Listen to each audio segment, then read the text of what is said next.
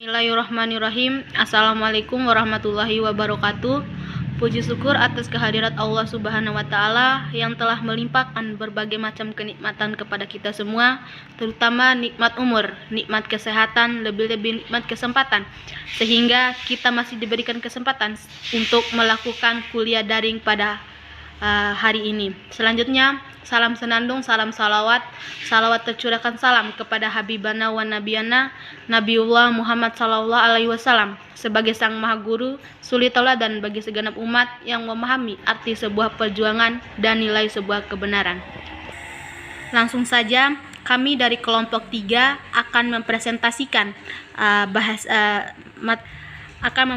presentasikan tugas kelompok kami, yaitu tentang verb, yang dimana yang pertama, pengertian dari verb itu sendiri seperti yang telah dijelaskan sebelumnya, bahwa verb merupakan bagian dari part of speech seperti noun atau kata benda, atau adjektif atau kata sifat, dan lain sebagainya. Verb sendiri memiliki beberapa macam jenis dan juga fungsi dalam sebuah kalimat. Untuk itu, fungsi dari verb atau kata kerja dalam kalimat yaitu digunakan untuk mengidentifikasi ataupun menjelaskan perilaku dari si pelaku, dalam kata lain subjek dalam kalimat, ataupun menjelaskan peristiwa dan keadaan. Untuk itu, selanjutnya macam-macam dari verb. Yang pertama, transitif dan intransitif verb. Transitif verb adalah kata kerja yang diikuti atau direct object yang menerima aksi dari subjek. Sementara intransitif verb tidak, karena aksi yang dilakukan subjek memang tidak melibatkan direct object. Contoh transitif dan intransitif verb seperti yang kita lihat bersama. Yang pertama, transitif verb yaitu bring dan buy, hit, send, dan want. Sedangkan intransitif verb adalah arrive, come, listen, sneeze, dan work. Kemudian contoh dari kalimat transitif dan intransitif verb. Yang pertama, he sent me a food truck. Saya ulangi, contoh dari kalimat transitif dan intransitif verb yaitu yang pertama, he sent me a postcard, atau dia mengirim saya kartu pos. Yang kedua, Charlie often sneezes while cleaning house. Artinya, Charlie sering bersih-bersin ketika membersihkan rumah. Yang kelima adalah link verb. Link verb menghubungkan subject of sentence dengan ekspresinya. Feel, become, look, tune, smile, crow, sound, seem, taste, be, I'm, is, are, was, were, be, been, being. Contoh kalimat link verb. Yang satu, she is young and beautiful, yang artinya dia muda dan cantik. Yang kedua, you look genius, yang artinya kamu terlihat sangat menarik. Yang keenam, causative verb. Causative verb untuk menunjukkan bahwa subjek membuat seseorang atau sesuatu melakukan suatu aksi. Let, make, have, and get merupakan beberapa causative verb yang paling populer. Contohnya kalimat causative verb.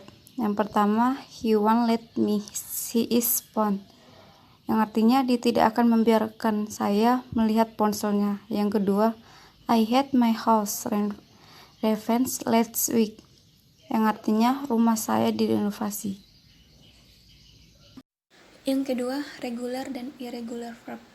Regular verb adalah kata kerja yang mayoritas bentuk past tense atau verb 2 dan past participle atau verb 3. Didapat dengan menambahkan suffix ed atau d pada base form, bentuk dasar kata kerja.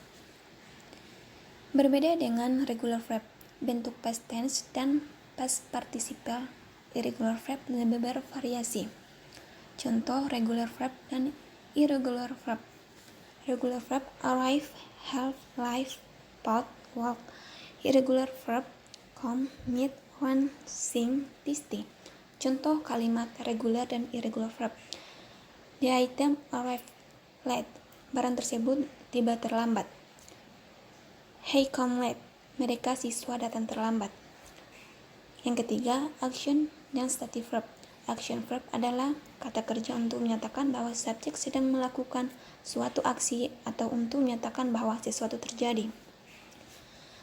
Sementara stative verb tidak untuk menyatakan aksi, melainkan untuk menyatakan kondisi yang tidak berubah atau cenderung tidak berubah. Contoh action dan stative verb. Action verb, eat, listen, play, study, walk. Stative verb, have, love, prefer, some of. Contoh kalimat action dan stative verb. They walked hand in hand. Mereka berjalan bergandengan. I prefer to coffee. Saya lebih suka teh daripada kopi. Oke, assalamualaikum, terima kasih. Baik, untuk slide ke-8-nya, poin ke-6, causative verb. Causative verb untuk menunjukkan bahwa subjek membuat seseorang atau sesuatu melakukan suatu aksi. Leads, make, have, dan get merupakan beberapa causative verb yang paling populer. Contoh kalimat causative verb, he wants, let me see his phone.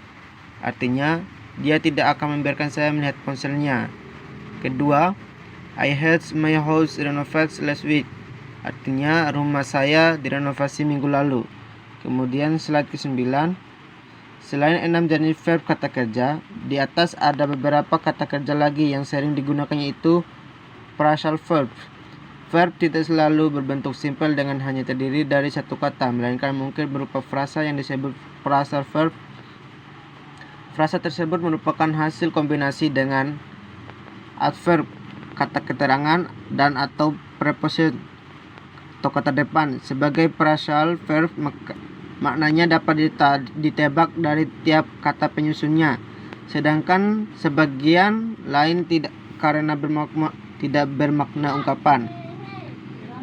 Contohnya call on, hold on, reach over, carry out, run out, get in, take off, give away, turn off, make off, walk off. Contoh kalimat phrasal verb, the check has run out. Artinya kue tersebut sudah habis. Kemudian kedua, turn off the light before leaving the room. Artinya matikan lampu sebelum meninggalkan ruangan. Oke, sekian. Saya lanjutkan ke pembahasan yang lain. Auxiliary verb. Auxiliary verb merupakan kata kerja yang muncul sebelum main verb atau kata kerja utama.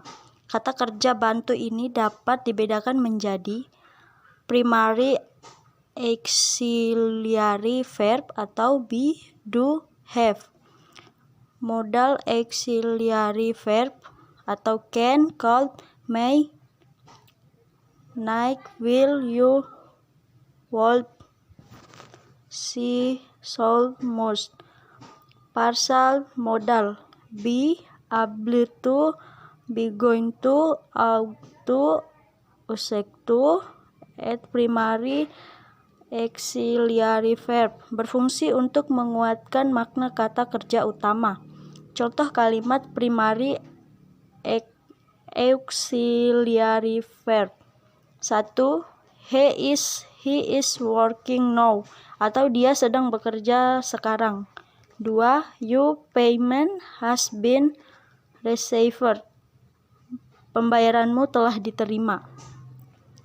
Modal auxiliary verb dapat digunakan untuk mengekspresikan antara lain willingness atau kemauan, ability atau kemampuan, possibility atau kemungkinan, sugesti atau saran, atau advice atau nasihat. Contoh kalimat modal auxiliary verb. 1. I give you a glass of water atau saya akan memberimu segelas air. Contoh willingness. 2. We should meet up sometime atau kita harus bertemu kapan-kapan atau contoh kalimat sugesti. Partial modal merupakan modal yang biasanya diawali dengan be atau have dan tanpa diakhiri dengan to.